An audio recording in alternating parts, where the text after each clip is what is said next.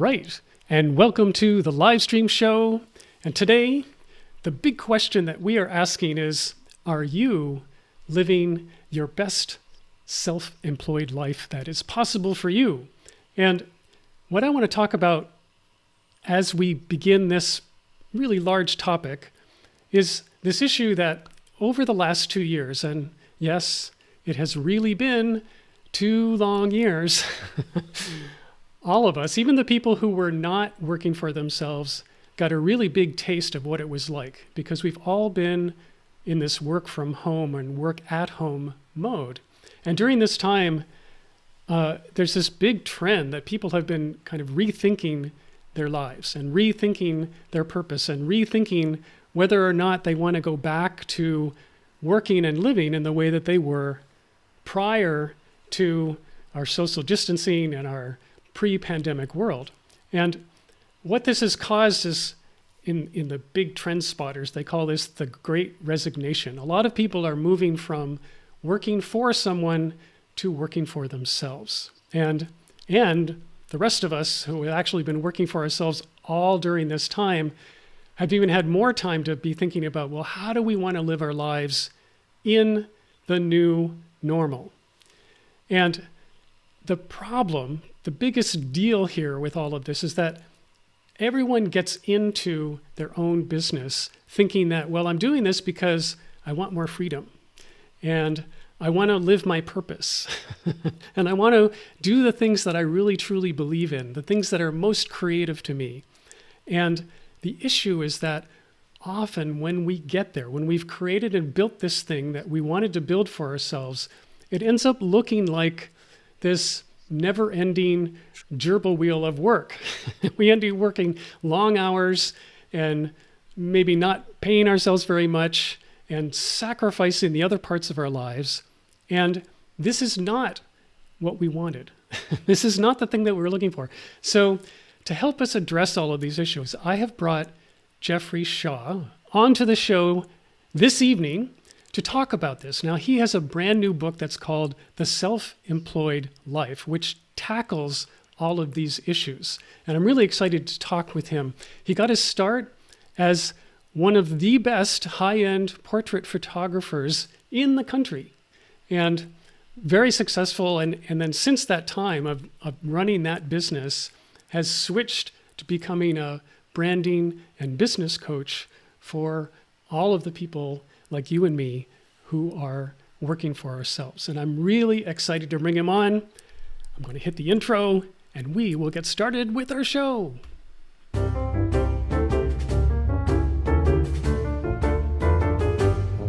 Recorded live in Boston, Massachusetts, this is the Livestream Show. In a world full of underexposed entrepreneurs, the Livestream Show is your gateway to a global community of live stream pioneers who dare to go live and create something special and unexpected, which could only happen because it was live. I'm your host, Brad Powell. Let's get on with the show.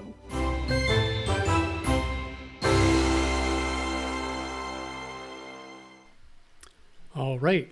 Welcome to the show, Jeffrey. Hey, Brad. Thank you for having me on. I appreciate it. It's a topic I'd love to talk about. Yeah, right. Well, just to start a little bit, I'd like to dig in just a little bit to your background. And it's partly because I'm interested. Now, when I was in high school is when I fell in love with photography, because I took my very first photography class there. And literally, it was probably the thing that kept me from quitting school. It was like, oh, Me too. I finally found something that I actually like doing while I'm at school, which was really different from all the other things that I was doing, which I pretty much hated. And so, but I actually, during that time, like, I really thought photography was my thing, but I did not immediately go off and become a professional photographer. So I'm really curious, like, how did you come up with the courage to start your own photography business? And as you were doing that, like, what did you find were your biggest challenges in working for yourself during that time? Yeah. So I'll even go back a little further than that to say that I've actually always been self-employed. I've never had a job. I've never received a paycheck from anyone other than myself. So my self-employment journey began when I was 14 years old. I was selling chicken eggs, from a chicken. I was selling eggs door to door. I lived in the country, and that just made a lot of marketing sense to me. And it was very much a personal challenge. And I talk about this in my book that I think a lot of us become self-employed because it's the biggest stretch that we can imagine for ourselves. So, you know, so yes, I got a little older. I went to high school. Like you, I fell in love with photography in high school and decided to pursue it as a career. Honestly, I decided to pursue it as a career. I didn't know what would become of it. I didn't know how marketable the idea was, but it seemed to be the right career choice because I was considered myself very shy at the time. I very withdrawn, and to me, it was kind of the ideal profession to hide. Back in the day, we had dark rooms, and if I was out photographing on the streets, I had a camera between me and the world, and that made me feel safe. Uh, Undoubtedly, the biggest challenge I faced, as I think is often true for many of us, is that I wasn't clear on who I was serving when I started out. And I've often said, businesses for the most part are created backwards.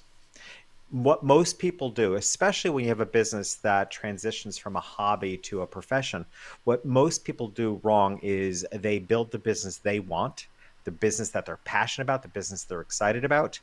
And in other words, they build a box and then they spend years trying to fit people into the box they built. Right? So lesson number one, the best thing you could do is first determine who you're meant to serve and build the box for them.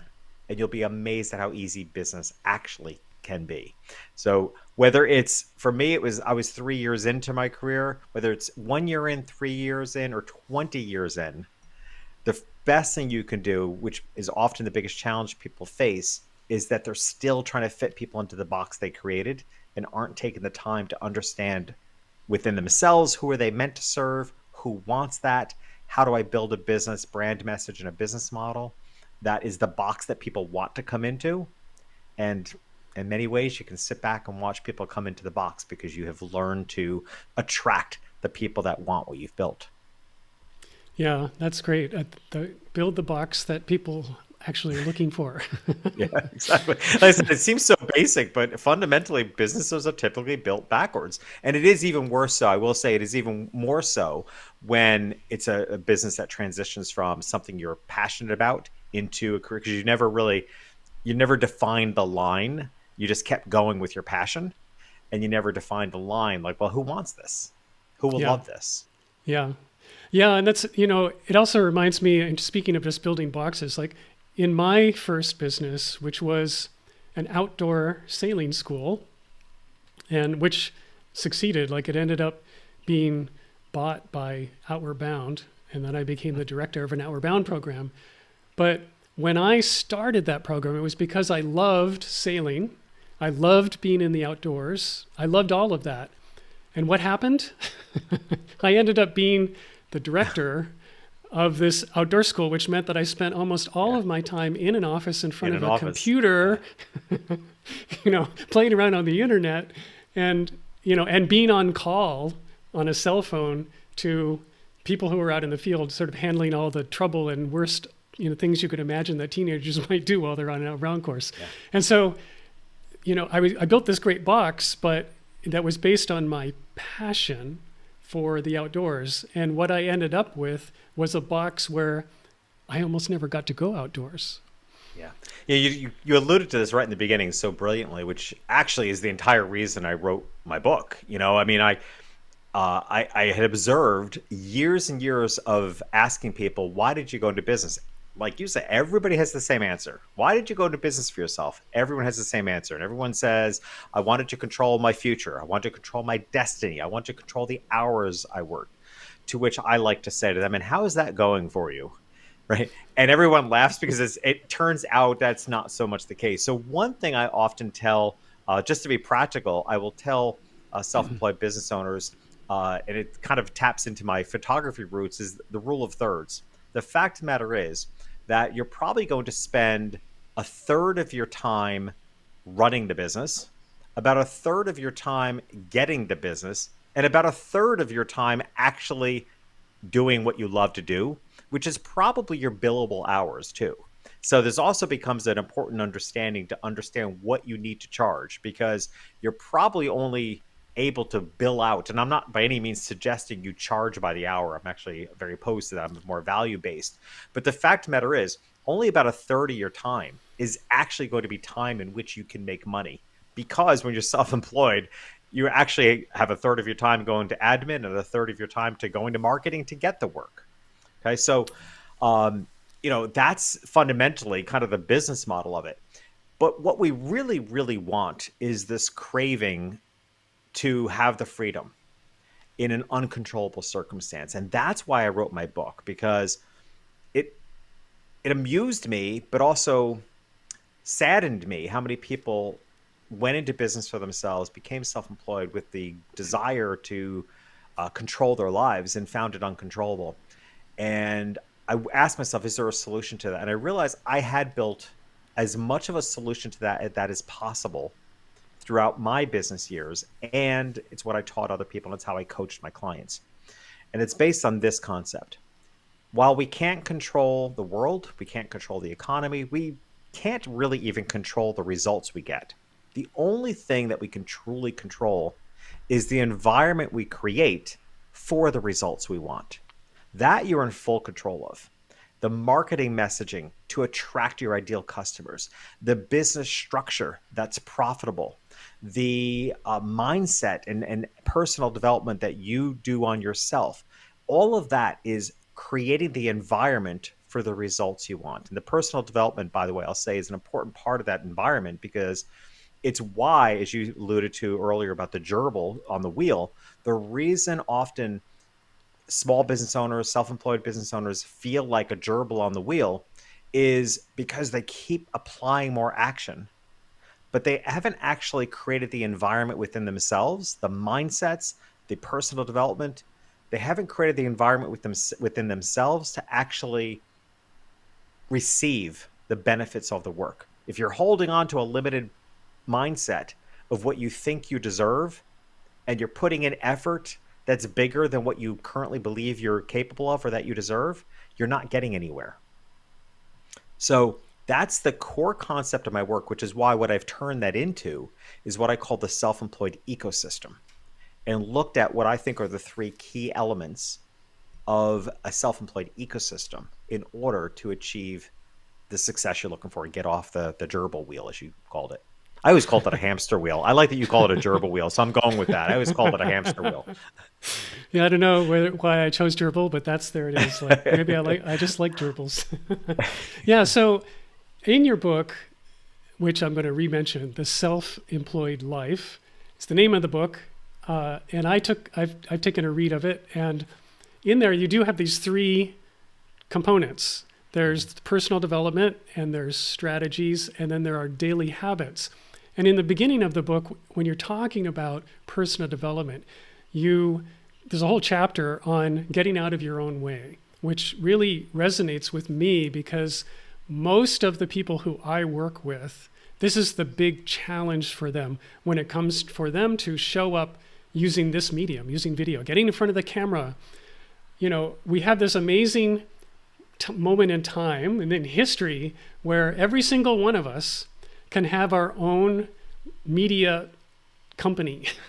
Like when it comes to marketing and when getting our message out, just with a phone or just with a microphone like this, you can be talking to your exact audience in the way that you would like to talk with them. And yet most people are not allowing themselves to get out of their own way to enable themselves to actually speak up and show up for their audience. So how do you look at that in terms of helping people make that leap of like, okay, now I'm going to Aikido move on myself and be another person?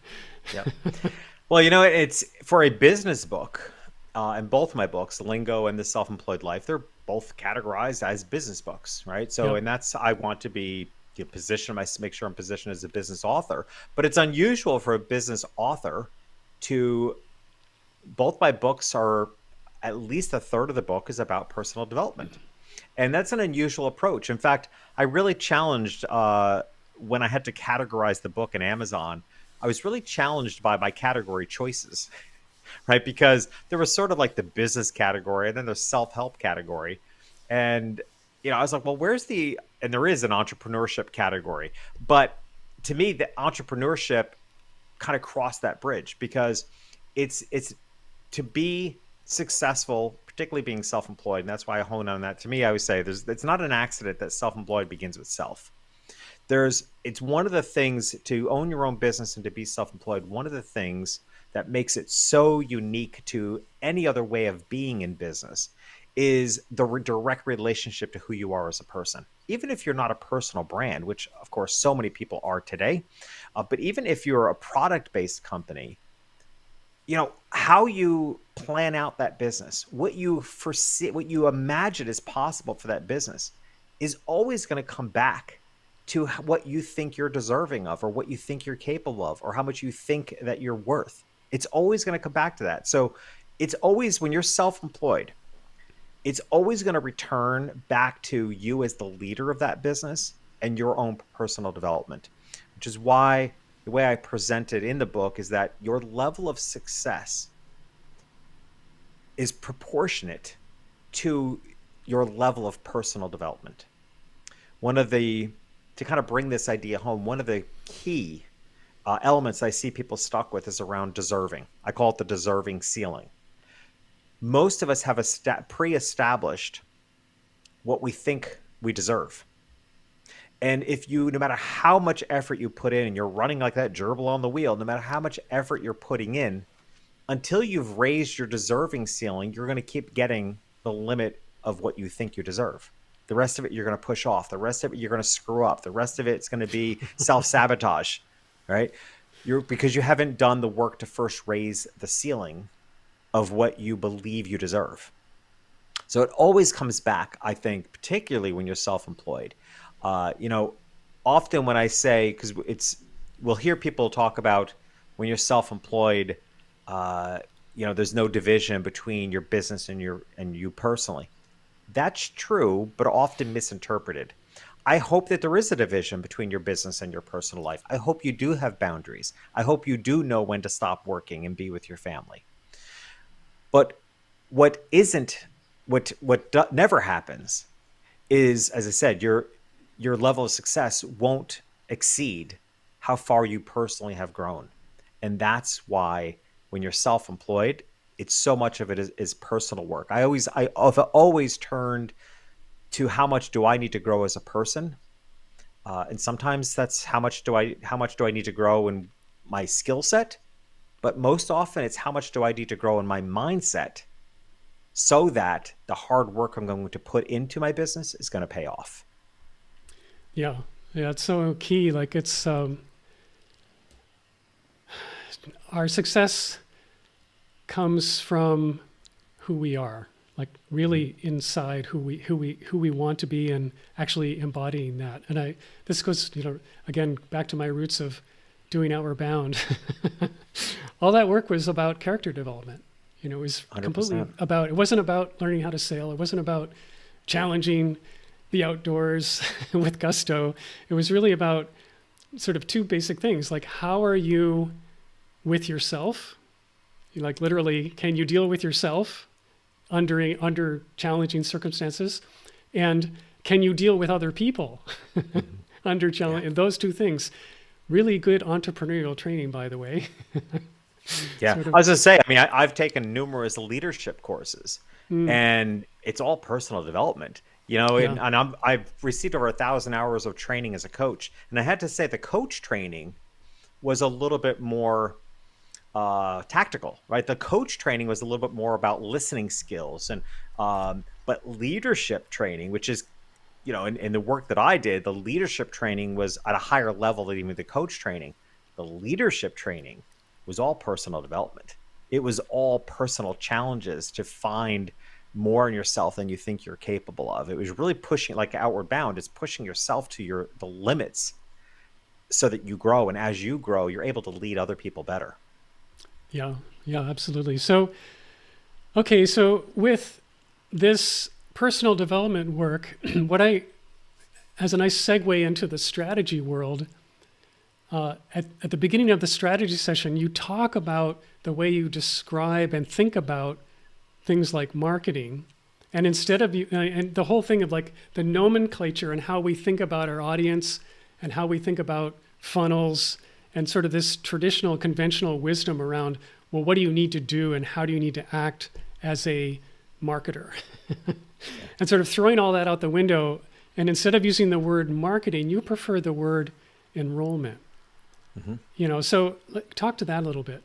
Yeah, I'm so picky on the energy of words, and I think it probably harkens back to being a photographer, because I used to joke that photography terms are just awful, right? We shoot people, we hang them. Like, I mean, there's a lot of, photographers often joke about that, but in some ways it wasn't a joke, because I used to be very sensitive to, like in my business, we would call them sessions. We wouldn't call them photo shoots, right? So, at one point I recognized in my business, when people back in the day of paper proofs, pre-digital, when people would come in to see the selection of portraits I did for them, we used to call it a viewing appointment, until one day I realized that sounds an awful lot like a funeral. Like, that's just a viewing. Like, come to your viewing.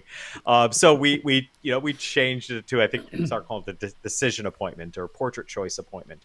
So I'm very particular. And hey, I wrote a book called Lingo, right? Lingo is a brand messaging strategy, but really at the heart of it, it's the energy of the words that you use as a marketer to draw your customers in. To go another layer underneath that, it's also, what are the words that you say internally in your business? Because that's going to, the way you speak about your actions and the way you speak about your customers within your business, believe it or not, they're going to feel, right? The customers are going to feel how you talk about them from a marketing perspective. And then, of course, there's the lingo we say to ourselves, right? How are you talking to yourselves? So I am very particular about the energy of words, and I know for certain you get a better result in your business if you shift the energy by which you talk about it. A lot of marketing words, like photography terms, have very bad energy. The fact that we call our audience that we want to reach, the fact we call it a target market, let me think about that. I mean, if you are referring to the audience that you're trying to impact as a target audience, I can't help but believe the way you go about your marketing is going to be aligned with your feeling that you're trying to target people. And same thing with marketing. We don't have a marketing plan in my business, we have an enrolling plan. How can we enroll people into the business? I'm the founder of the Selfemployed Business Institute. So we're always enrolling students. We call it an enrolling process. The first payment is an enrollment fee. And what this does, because if you look at the word marketing is almost always followed by marketing at or marketing to. So in other words, if you're embracing your marketing at people, marketing to people, you're pushing. And when we push, people back up. But when you think about your marketing as in the energy of enrolling, it flips the burden of responsibility to say, it's my job as the business owner and marketer to enroll people towards me, to invite them to take the next step closer, which is why what I introduced in the book the main concept of the book is hug marketing. And it's a different approach. It's my solution to a marketing funnel, because again, I hated the energy of a marketing funnel, because to me, by pure visual, a marketing funnel is wide and open, and you could even say open-hearted at the top, with the sole goal to squeeze people through a small hole. And I don't see how that can possibly feel good to the people receiving the energy of how you're putting yourself out in the world. So in my desperation of trying to, and what I'm always trying to do is not solve just my own problems, although often the problems we solve for ourselves end up being a solution that people are looking for. I really was just very sensitive to the fact that self-employed business owners are kind of creeped out by a lot of business practices. They're creeped out by selling. They're creeped out by marketing. They're creeped out by determining their prices. The reason they're creeped out by it is because they don't want to do it the way it's always been done to them. They don't want to do it in the way that they see it in the world. So I'm always trying to offer a different solution. This is the hug marketing is the way self-employed people want to market, because they don't want to be creepy. Yeah. Yeah, that was one of the things that really jumped out at me. I love the concept of hugging your audience. Yeah. And just to summarize, so I don't know if we're going to go Yeah, go through it, ahead. but Just just, let's all right. let's talk about hug marketing for a little bit. Go ahead and explain what It it needs looks some like. explaining, right? So instead of the typical marketing funnel and the shape of that, this is a series of concentric circles. So again, one of the things I love about it is how it flips the burden of responsibility. The responsibility being now on the business owner to bring people closer. So in a series of concentric circles, hug market, the goal is a hug. The goal here is not just customer acquisition, but it's to build relationships with those customers that are so significant that if you were to meet one another in person, you would naturally want to hug each other, assuming it's safe to do so. So if you look at it visually, it's a series of concentric circles. The outermost ring are people that I call lurkers. They're the people that are watching what you do, but you don't know them by name, right? They're lurking. They're lurking in the peripherals. So the next step, your challenge is, how do I take people that are watching me, probably on social media? That's, to me, is the whole reason why you do social media, is you're trying to build up a large audience of lurkers, people that are watching you, watching your moves without you even knowing their name. Once you have, your job is to take those lurkers and do something that makes them curious so that they come in one more step, which is the curious step. Right. So at this point, they're not just watching you from afar, they're leaning in. Next is, what are you going to do that's so compelling to someone who's curious about you that they're going to now start engaging with you? This is when you start seeing them engaging on your posts. Often you'll see, if you're paying attention to social media, you'll see somebody connect with you on LinkedIn, and you'll see them following you on Instagram. Like, they suddenly are all in, and they are engaging with you in that way. The next step is a critical one, because it's what you want, or you think you want, which is to be connected with them. This is likely to be when they opt into your email list. Maybe you've created a lead magnet or something like that. Now there's a direct connection. And that's a big step, and it's one that should be respected by the business owner, because that's when they're surrendering their email, which is never free. And then they know it. There's a price to pay for surrendering your email. So it should be respected, and that's the connected stage.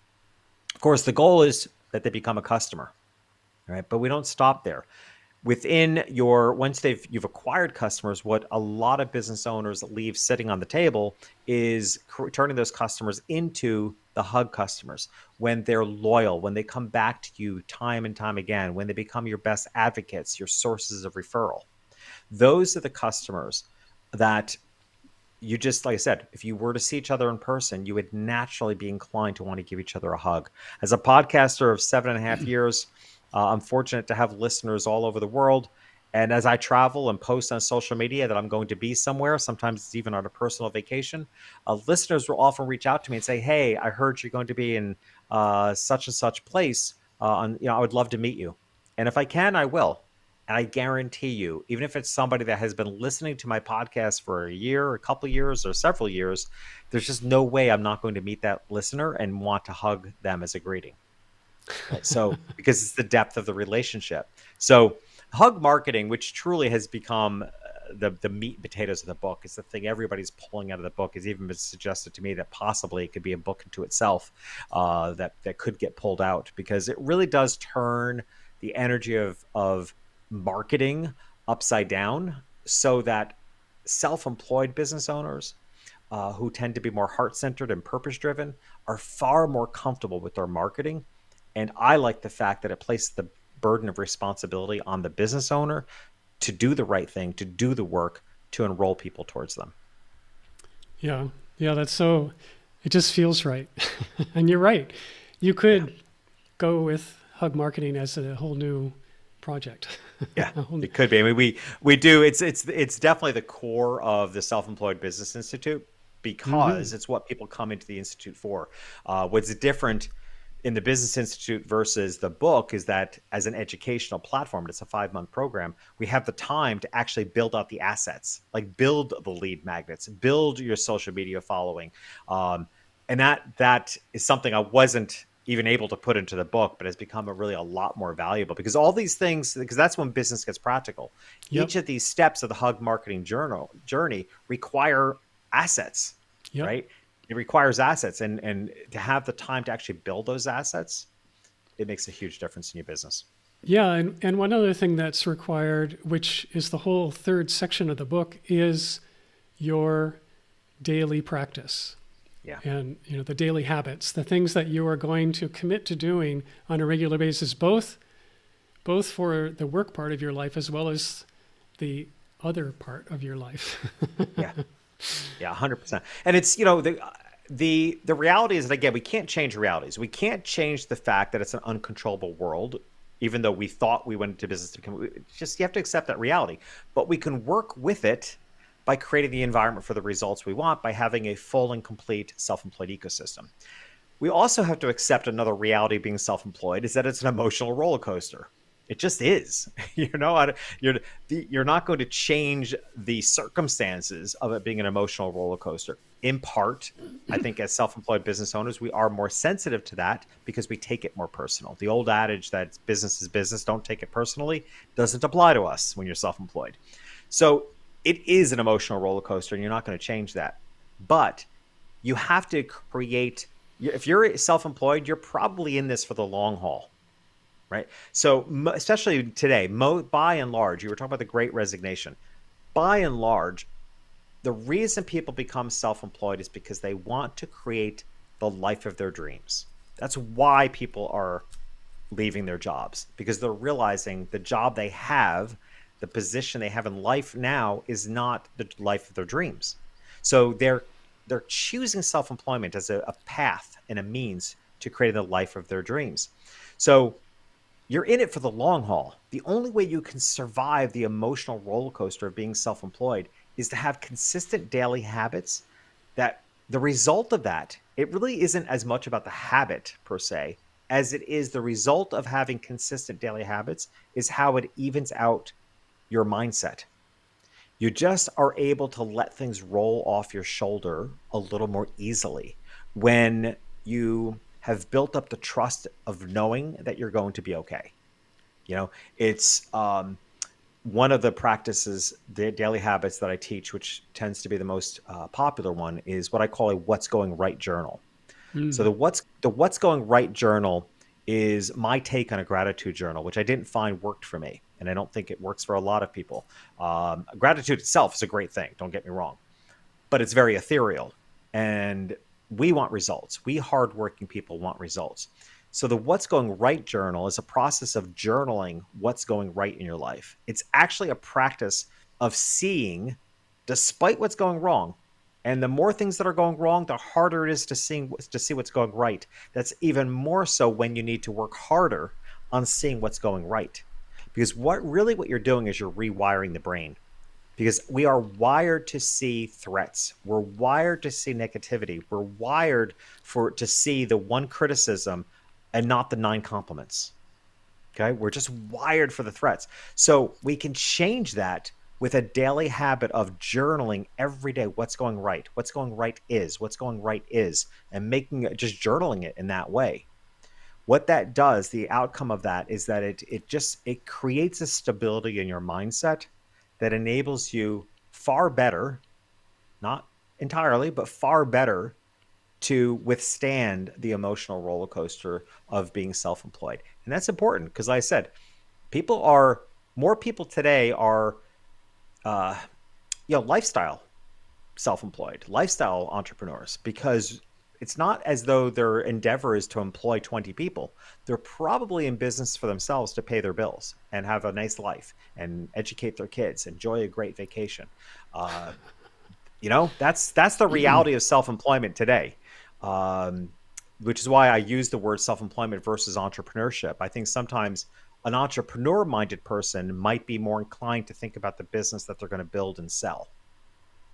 Self-employed people tend to think, what's the business I can build that's going to provide me with a great lifestyle? Yes, I may sell it, but what's important to me right now is that I get the rewards from that business that supports my life. And I think that's a distinguishable difference. Yeah, exactly. It's all about how to build the life that you actually really want to be living. And I love the What's Going Right journal idea. That's so great. I'm going to have to start doing myself that, because it's so true that you literally can reorganize the circuitry in your brain, tell yourself a different story, and just do that often enough to where, whatever it was you were thinking, all those self-talk and the stories you tell yourself can become entirely new. And your brain starts building that list all day long. Like you're doing it as a morning practice. Yeah. But throughout the day, you're like, oh, that's going right. You start seeing, because Right. what we know is what you focus on, you see more of, right? So if you're focusing on what's going right, you're going to start seeing more of what's going right. And it just starts building on itself. And boy, it certainly makes life a whole lot more pleasant. Yeah, that's great. Well, I think that's a really great thing to wrap up on. I'm going to just bring on one comment here. Rala says, that was a great point about being in control of your environment. That's probably, it's key, right? It is. I said it's actually, it took my editor to point out that's the common denominator in both of my books. I didn't see it. I was very conscious of the Self-Employed Life, my second book. I was very conscious. I mean, I was calling it Self-Employed Ecosystem. So I was very conscious of what I was teaching was people to create the environment for the results they want. But it was actually my editor who said, well, that's actually the same exact thing you did in your first book, Lingo, through words. You were creating through brand messaging, you were creating the environment to attract your ideal customers. So I've come to realize that's how I build business, is because it's the only way we can control it. Yeah, great. All right. So if people want to follow up with you, if they want to get the book, maybe they want to go get involved with the Institute, what are the good ways for people to follow up? Sure. So my main website is jeffreyshaw.com, and you'll find Super your way simple. to most everything. We try to make it simple. I thank my parents for that, actually, for keeping it simple. And the Business Institute is selfemployedbusinessinstitute.com. So you can find out more about that directly there, too. All right. Well, I'll make sure that I have all that information in the show notes. I just want to thank you so much for coming on. This was really fascinating conversation. I actually feel like I could keep talking about this for a lot longer, but this was a really good start. Great. Well, thank you for letting me share the word. I told my publisher when we were working at our initial deal, is like, I didn't just want to be the author of this book. I really want to be an advocate for self-employment. I think it's, and by the way, this book was written before the pandemic. I didn't know what was coming. So this was written in 2019, parts of 2020, but published in 2021. Timing is everything. Yeah, it really was good. It was divine timing. It was really well served. But like I said, I really appreciate you having me on and giving me the opportunity, because I really think this is a movement.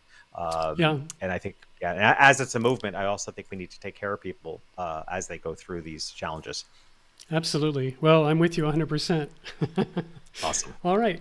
So for the rest of you guys, let's see, change to this scene.